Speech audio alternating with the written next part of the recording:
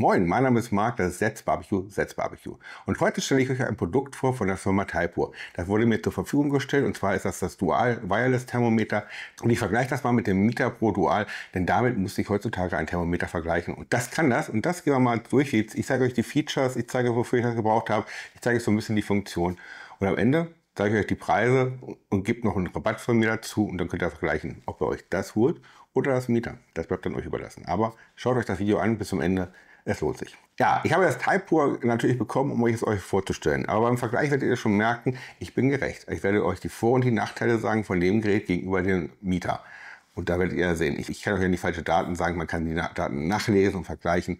Und dann weiß man, was man kriegt und was ich gesagt habe. Also, ja, aber gehen wir mal die einzelnen Features durch. Ich habe mir hier eine Liste gemacht, um das Ganze wirklich gerecht vergleichen zu können. Die Technik ist im Prinzip ziemlich ähnlich. Da nehmen sie sich beide nicht viel, aber es sind so Kleinigkeiten, die den Unterschied da ausmachen. Wir haben hier jeweils 2 Sonden mit 6 Sensoren drin, jeweils 5 vorne, um die Kerntemperatur zu berechnen und einen hinten für die Umgebungstemperatur. Die sind dementsprechend angeordnet, damit man das ganze Fleisch überwachen kann. Und ganz wichtig ist, wenn ihr die Sonde mal reinsteckt, machen wir gleich vorweg, da ist extra ein Warnetikett drauf, das habe ich auch schon abgemacht, weil ich schon genutzt habe.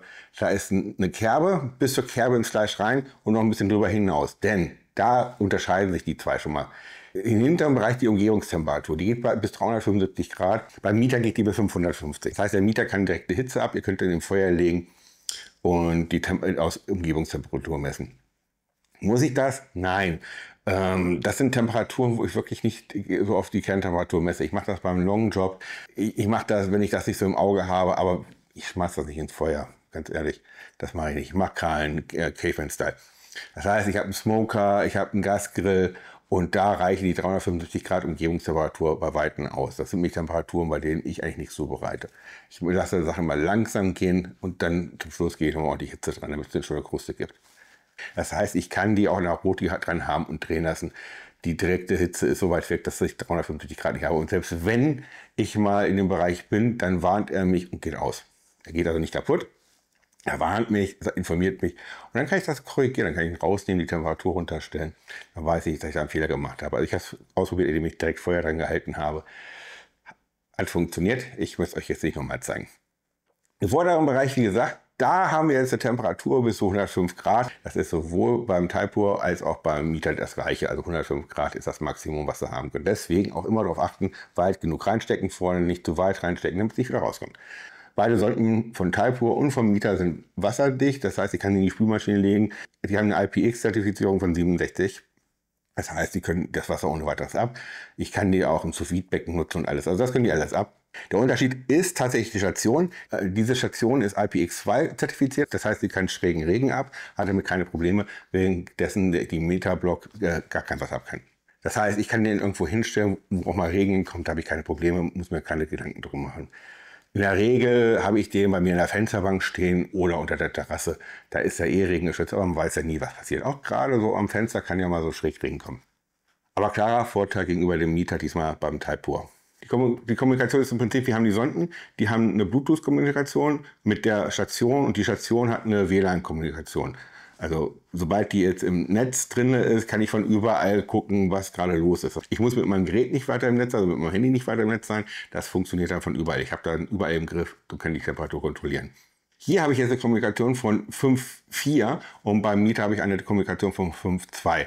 Das ist gerade im Bereich Energieversorgung. Das sieht man dann gerade bei der Akkuleistung. Der Mieter hält im Prinzip 24 bis 48 Stunden aus, währenddessen der Taipur über 50 Stunden aushält von der Sonne her. Die Station hält ungefähr gleich gut durch. Der Vorteil hier ist, was ich beim Mieter nicht bestätigen kann, weil ich es nicht zum Testen habe.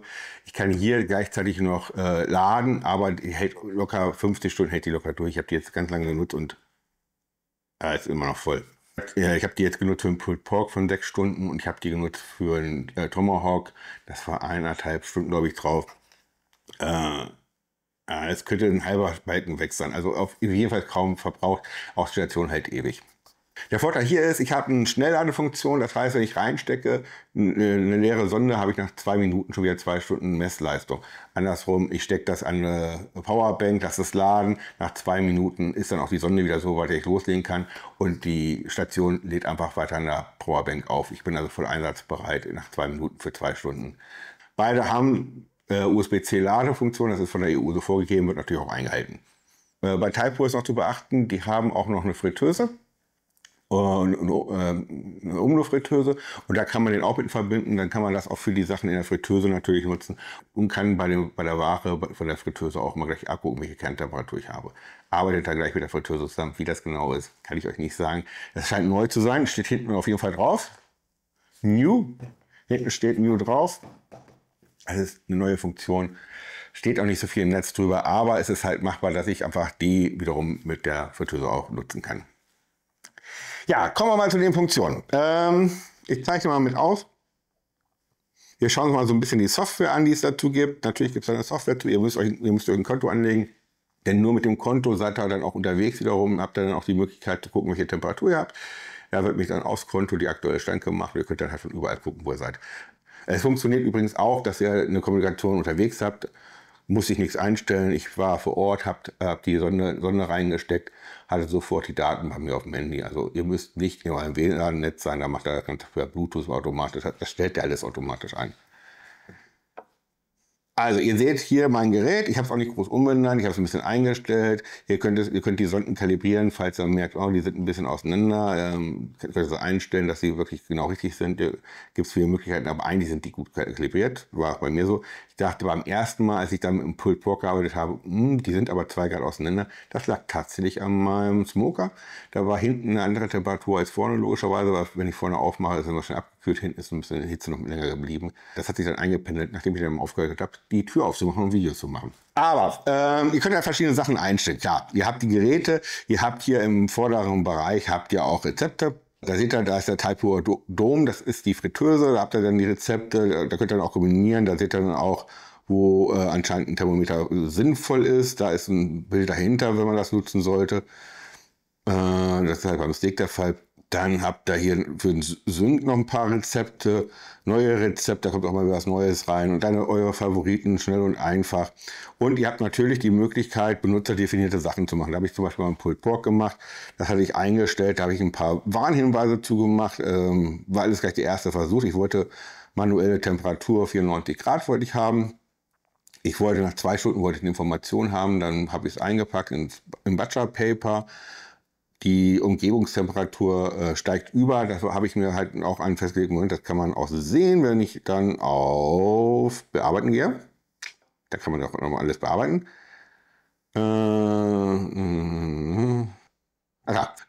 Umgebungstemperatur über 170 Grad Warnthermometer, wollte nicht rüber sein. Sollte die Temperatur mal unter 100 Grad abfallen, würde er mir auch Bescheid sagen. Und bereit zum Schätzen. Ja, ich hatte jetzt nicht gesagt, dass ich einen ganzen Nacken habe. Das wusste er nicht. Also ging er jetzt irgendwann davon aus, dass es was wenig Dünneres ist. Hat mir dann am Anfang eine viel zu frühe Zeit gezeigt. Aber am Ende, als er es dann verstanden hatte, dass es hier um einen Nacken geht, ich hätte es ihm vielleicht doch echt sagen sollen, nicht alles manuell machen, da hat er es dann verstanden und da passte dann auch die Zeit. Also ich glaube, die letzten 2 Stunden hat er gut geschätzt. Da war er dann eingepackt im Butcherpapier. Und dann hat er mir das auch am Ende gesagt und das Ergebnis war schon mega. Also ich habe dann noch eine Stunde ruhen lassen, natürlich, damit sich das Fleisch nochmal entspannt. Und nach einer Stunde habe ich es dann zerrupft. Und das war schon echt saftig. Das ist, glaube ich, so eins meiner besten Pulled Pork, die ich jetzt gemacht habe.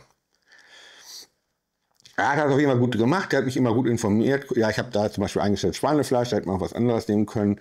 Müsst ihr mal gucken. Oder und sonstiges, ja, Schweinefleisch. Muss man mal gucken, was man noch einstellen kann. Man kann da auf jeden Fall noch mehr einstellen. Da muss man sich so ein bisschen reinfuchsen. Genauso hatte ich ja dann beim Event, habe ich gemacht, ein Tomahawk Steak. Ich will jetzt hier Kochen einrichten. Dann habe ich ihm gesagt, ich habe ein Rindfleisch. Dann habe ich ihm gesagt, ich habe ein Tomahawk Steak. Dann habe ich gesagt, ich will es blutig haben. Also ich wollte das zuerst indirekt zubereiten und dann auf der Feuerplatte finishen. Da habe ich ihm gesagt, okay, pass mal auf, sag mir mal bei 49 Grad Bescheid.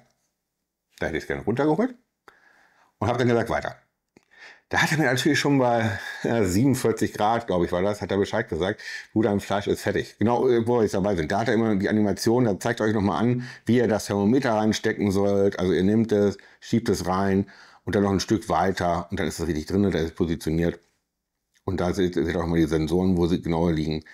Das ist schon gut gemacht. Also das wird dann schon mit Animation gemacht. Da werdet ihr noch mal darauf hingewiesen, damit ihr ja nichts vergesst. Ja, aber wo war ich? Ich war bei 47 Grad. Da hat er mir Bescheid gesagt, ist fertig. Weil natürlich ein Fleisch zieht nach und ist dann am Ende auf der richtigen Kerntemperatur, die man angesetzt hat. Das wären dann meine 49 Grad gewesen. Mein Wunsch war allerdings, ich wäre gerne so bis 53, 54 gekommen und wollte mir den Rest dann auf der Feuerplatte holen. Habe ich dann auch gemacht, habe es dann einfach ignoriert, der misst dann auch weiter, das ist auch alles kein Thema. Aber ich habe natürlich schon rechtzeitig Bescheid gesagt, das sind so Sachen, das macht man beim ersten Mal. Vielleicht beim zweiten Mal, wenn man nicht dran denkt, aber das spielt sich ein. Ja, es ist halt nicht mehr so, wie dass man selber was viel machen muss. Der sagt ihnen wirklich Bescheid. Und das ist ein Vorteil natürlich, wenn man erstmal weiß, was man einzustellen hat. Aber man muss sich erstmal daran gewöhnen, dass man wirklich eine unterstützende Hand hat im Prinzip.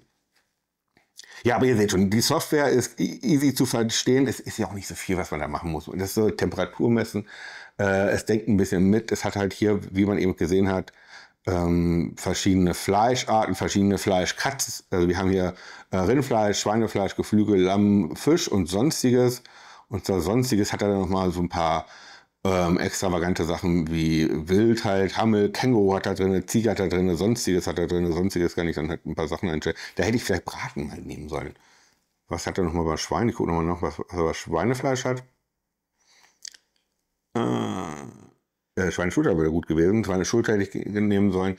Und dann auf 94 Grad hätte er dann wahrscheinlich mit der Berechnung besser gemacht. Man lernt dazu, ganz ehrlich. Aber das ist es. Ich habe es jetzt zweimal genutzt. Es funktioniert hervorragend. Man muss sich natürlich erstmal gewöhnen, dass es kein Einstechthermometer ist oder so ein billiges Temperaturmessgerät, was einfach nur die Temperatur ansagt und sagt, du hast dein Ziel erreicht. Hier ist wesentlich mehr drin. Hier ist noch eine Logik drin. Es unterstützt einem beim Zubereiten. Mega. Klar, hat das Mieter auch. Sage ich nichts gegen. Aber jetzt kommen wir mal zum Preis. Und das ist ja das, wollen Sie sich da messen müssen. Der Preis beim Mieter ist 219. Ich habe jetzt beim Händler geguckt. Ich habe nicht bei Dialo geguckt, ob ich es da irgendwo günstiger kriege. Und beim Taipur ist es halt 199. Und mit dem Code DADSBBQ kriegt ihr nochmal 10% dazu, also 179. Das heißt, ihr seid in dem Fall 40 Euro günstiger als das Mieter, habt eine bessere Technik drin, habt nochmal einen Wasserschutz drin für die Station, dass ja nichts passieren kann. Der einzige Unterschied ist, dass die Außentemperatur tatsächlich höher ist. Aber wie gesagt, ich denke mal, dass man das wirklich nicht braucht. Also schreibt es unten drunter, wenn er sagt, nee, ich habe da schon Sachen, wo ich über 375 Grad gehe. Schreibt einfach unten drunter, wo er sagt, da würde das nicht gehen. Aber seid auch so ehrlich und nutzt ihr da ein Thermometer bei den Temperaturen? Ich glaube nicht. Ja, das ist das Gerät. Also ich kann es empfehlen. Es hat mir die 2 Male, die ich es jetzt genutzt habe, Spaß gemacht. Es funktioniert hervorragend.